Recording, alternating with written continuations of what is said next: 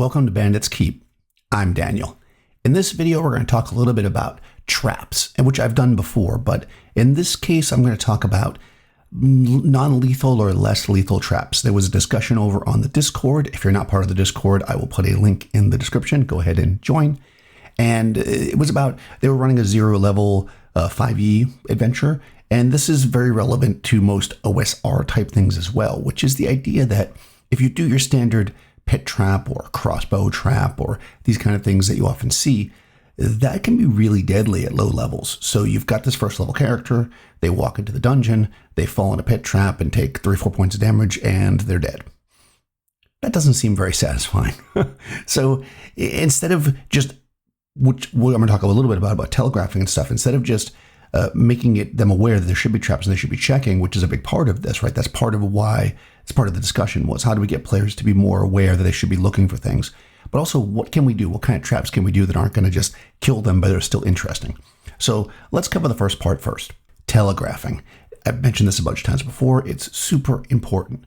Remember that your players only have what you tell them, right? They can ask you questions, obviously, you answer them back, but they only know what you say. So you can easily telegraph things. If they're coming into a dungeon, they don't necessarily know this dungeon is going to be a trap-filled dungeon. Not every dungeon is. And as I mentioned in my other videos, a lot of times it's cool if the traps have a reason, right? Maybe they're trying to catch a prey, maybe they're trying to keep away an animal. But let's go from the kind of old school funhouse dungeon style, right? These traps are just there to be a challenge to the players.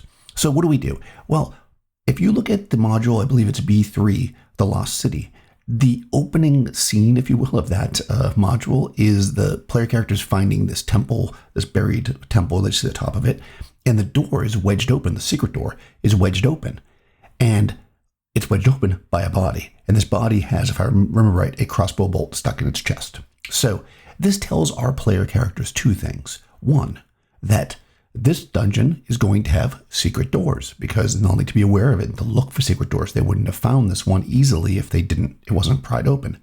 Number two, there's traps. Be wary of traps, especially in this case, a crossbow trap. Now we can do the same thing with pit traps by having an open pit with a body inside. We can do it in a corridor where there's broken arrow shafts that are rusted, and they're just kind of laying there like smashed against the wall or whatever, and you see marks on the wall, so clearly they came out. A crossbow that's fired. You can do it with gas-type traps by having a little bit of the smell ahead of time, right? If it's one of these things where if a wall, like a portcullis, falls down, right? Maybe the walls have scrapes on the sides of them. So as the player characters are wandering through, you want to give them some warnings. Up ahead you see that on the left and right side of the walls, there's like these scrape marks, which is unlike anything you've seen so far in the dungeon. What are the players going to do? Well, somebody's going to go, I just run forward. But somebody might be like, scrape marks, I'm going to look up or I'm going to investigate them more. And then they can see, you see there's a space and there's a bunch of holes in the ceiling. And when you look down below it, you can actually see there's also shallow holes in the ground. Bars are going to drop here. Okay, what sets this off? Now we can go through this process of figuring it out. And we want to telegraph these things early. That way, the players are ready. When they step into any particular situation, we're talking about traps here, but you want to have some traps that are either sprung or really obvious up front. Scorch marks in this corridor. You look in this corridor, the walls are covered with a fine bit of ash. What is that from? And you hear like this like crackling sound and a little bit of a blue light down the other end coming from this statue. All right, that statue is probably going to shoot a lightning bolt at us. What triggers it? How are we going to figure it out? That's up to you and for them to figure out. But that's kind of what we want to do. We want to telegraph these traps. But what we want to get into now, though, is talking about simpler traps. Traps that are going to do something. They're going to be something the player characters are going to want to avoid, but that aren't going to kill them. So I'll come up with some. Let me know in the comments below some cool variations on this. Let me know what you guys have used or what you think might work. One thing that I use a lot in my original Dungeons & Dragons game, because I've switched over how I operate, I don't use hit points, and maybe that's a whole other video. If you listen to my podcast, which is linked in below, you can kind of get the story on that, but I don't use hit points. So one thing I do there is if somebody falls into like a pit trap, for instance, it's usually something that will damage the gear. So if they fall into a pit trap, they'll get some kind of a save maybe, or a check against an ability score. And then if they fail it, then something, they're carrying a bow in their hand, it breaks when they get to the bottom. they've got a backpack full of oil, or they're holding a lantern, if it goes out or it breaks, right? These are the kind of things that will happen if you fall in a pit trap. Much more interesting, in my opinion, than you take damage and possibly die. Now, it is true that hit points are a resource in an old school game, and making the characters use them up effectively by falling in a pit is definitely an option. But at low levels, it's an option that will likely wipe them out. So maybe we save the damaging pit traps for higher levels. Okay, so you've fallen in a pit. Or you get shot in the leg with a crossbow bolt, or spikes come across, or a bear trap grabs you. What can we make that's not damage? What about a movement speed reduction, right? Have this character be slowed until they take a rest, maybe a long rest or a week, or it depends on your game, how quickly healing works, right? But we fall into a pit, we twist our ankle, we trip over some, rubble that fell down, we hurt ourselves. Or you hurt an arm. Oh, you know what? You've hurt your off arm. So you can't use a shield or a two-handed weapon. Or if you do it, it's with a penalty, right? Or you hurt your main arm, right? Now you've got a penalty on attacks with your sword or whatever, right? These are things we can do. We're stacking penalties as opposed to removing hit points from them. Of course, you can just straight up reduce ability scores. I use this a lot for poison, and this is not a new thing. I hear a lot of people talk about this.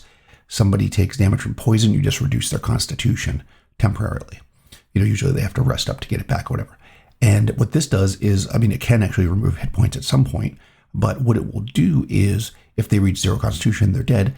But again, it allows you to use poison without it being automatically deadly, and it doesn't affect their hit points, which kind of makes sense to me, especially for like gas poisons and stuff like that. Okay, let's talk about senses, right? What about a really bright flash that partially blinds them and makes it so they can't see as far, and they need, their vision has been reduced, and now they have a better chance of being surprised because they can't see as well because they got kind of cloudy eyes, or possibly a penalty to their attacks, or something really loud, or air pressure. So now their ears pop and they can't hear very well. And now, again, they could be surprised easier is a good option usually. Or, maybe it throws off their balance. So now if they fail the saving throw against this air pressure trap, now their dexterity is penalized when they go to walk across the bridge later on. So it makes it a little bit more harrowing. You can also do something like, and this is a real classic from nature, is something that smells. A spray that gets on the person, the spray smells. That could do any number of things. It could be that now you roll more often for wandering monster attacks because it's easier to track them. Or possibly they can't surprise anybody because they can smell them coming. Or maybe the smell attracts bugs and insects that, again, irritate the player and make it so that they have a penalty, some -1 to attack or something to that effect. What I will say is, with many of these things, make sure you keep your mind open to non-magical, non-by-the-book healing, if you will. So in other words, they get this smell on them, maybe they can wash it off with wine or some kind of alcohol, or possibly oil. That could be dangerous. If they twist their ankle and they're moving slower, but the PC says, oh, can I put some kind of a brace on it?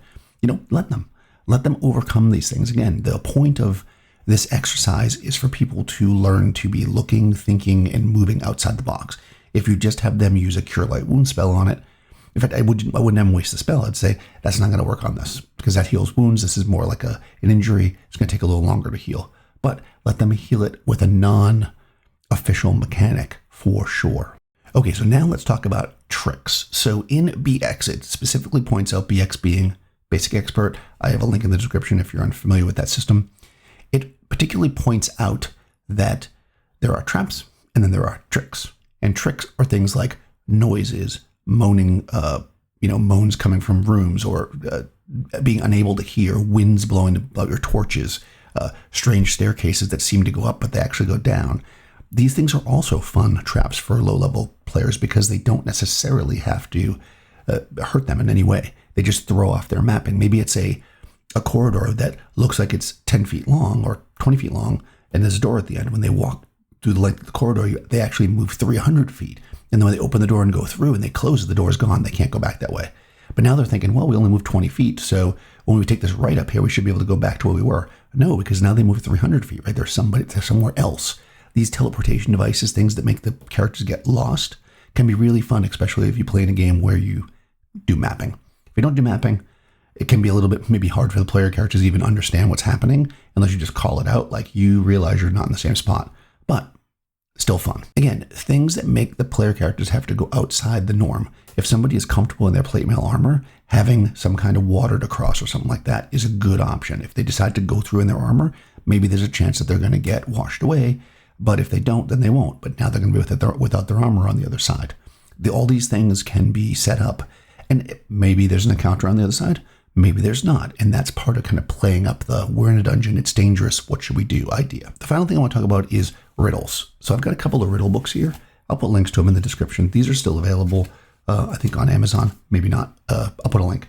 This is the person or people that made a series, I don't know if it's a series, I think it's just one book called Riddle Rooms, which is made for RPGs. It has a riddle, it has a room, you got to figure it out, whatever. But you don't necessarily need that. Any kind of riddle can be really useful. When I was running one of my very first 5e campaigns, I had this large mega dungeon, and one of the ways to get through an area was they needed to solve these riddles. And now you might be saying, and I'm sure people are saying right now, oh, riddles are difficult, not everybody likes them. The trick to riddles, in my opinion, is to have the answer in the dungeon. Make sure that whatever the answer to the riddle is, something in the dungeon is going to trigger that so the player characters see it and make that thing obvious. What I did in mine, they had a dozen riddles to solve, but there was a room that had paintings on the walls, and the paintings were the answers. So, and some of the riddles were more simple, like kind of well-known riddles like from The Hobbit. So I knew they'd get some of those right away, and then they'd be like, hold on, the answer to this riddle is time, and this, this room has a thing. I don't think time was one of them, but anyways, the point being is that they knew right away. So if I take a riddle, I'm going to grab a random riddle. Now these are some of these are modern, which, whatever. Okay. A single vein runs through its heart with nothing all around. Lightning's child burns in its blood. In glassy skin it's bound. Right? So you may or may not know the answer to that. I think I know the answer, but I'm not going to let it. This book is actually hard because it doesn't just give you the answer. You have to go in the back and do a code to get it so you don't cheat yourself. But let's say that you know what that is. And I think that the answer there is a light bulb. So let's say that it's a light bulb. Now, obviously that doesn't work for a fantasy game, but if the answer to the riddle is the light bulb, then maybe what this is it's one of these situations where there's a light bulb somewhere in the room and this riddle is somewhere and they have to do something to the light bulb, turn it on, plug it in, smash it, whatever it might be, right? Or maybe one of the light bulbs holds the secret and there's a bunch of light bulbs and they got to smash them and maybe they can figure something out. But this is how we use riddles, right? We don't just have a riddle on a door and then if they can't solve it, they have to just go home, right? Because that's kind of silly. You want to make it part of the process. And again, doing these things will get people to think outside the box, make them investigate, make them understand the environment is important. So much like the traps, where it's going to be like, oh, you smell a strange oily smell. It makes them start to investigate more. Oh, a strange oily smell. Okay. What else do I see? Well, you see down at the end of the corridor a really burnt up torch. Like not just the top of it's burnt, but the whole thing is burnt. Oil and a torch that seems to be burnt up. There's something suspicious going on here, and maybe there's some kind of a trap involved. The final thing I want to talk about here is, which is really, I think to some players, maybe they consider it cheesy, but it's such a classic trope in old school fantasy. I got to mention it. Rooms with levers and buttons and pools of liquid that people can swim in or drink or scoop things out of. All these things are fun things to interact with that will allow the player characters to get outside their character sheet, get outside and feel like they're in the environment. And these things don't have to be deadly. They don't have to be deadly at all, right? They can do, levers could open and close different parts of the dungeon.